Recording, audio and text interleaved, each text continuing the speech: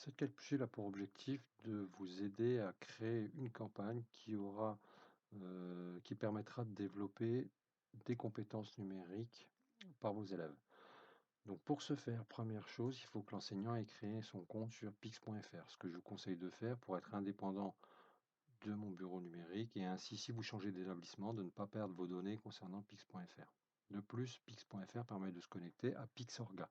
Pixorga est la plateforme qui permet de gérer les profils de vos élèves et la création de campagnes. Donc, on se rend sur Pixorga. Donc, des identifiants vont être demandés. C'est ceux qui vous permettent donc justement d'accéder à pix.fr. On voit bien que je suis enregistré dans mon établissement et mon établissement est activé puisque on voit bien les campagnes de mon établissement ici et on voit bien que je suis rattaché à celui-ci.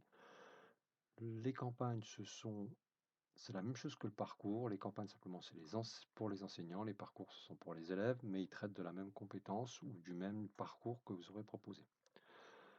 Donc, sur les éléments ici, pour créer une campagne, c'est relativement simple. Vous cliquez sur le bouton Créer une campagne.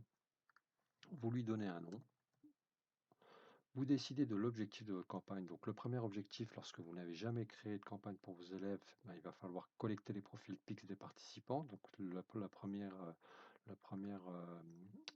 objectif, la première campagne que vous allez créer, c'est pour cela. Ça va permettre de renseigner les profils de vos élèves et donc d'obtenir ceci.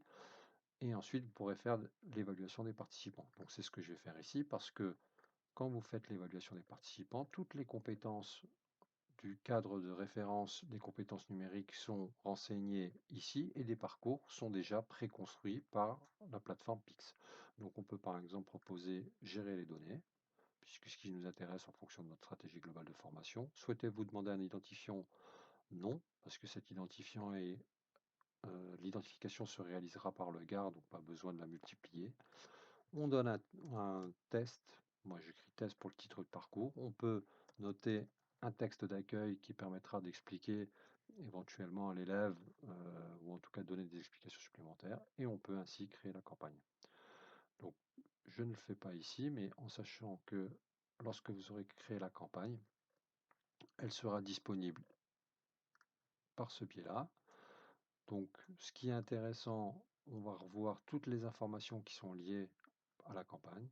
Et vous avez là notamment un code parcours, c'est ce code qu'il faut donner à vos élèves. Ce code va leur permettre, lorsqu'ils vont réaliser une connexion par le Media Center de l'ENT, un code va leur être demandé. Ils vont pouvoir ainsi renseigner leur code et vous allez pouvoir voir les profils de vos élèves qui vont apparaître dans les différents résultats collectifs. Voilà pour la création de campagne.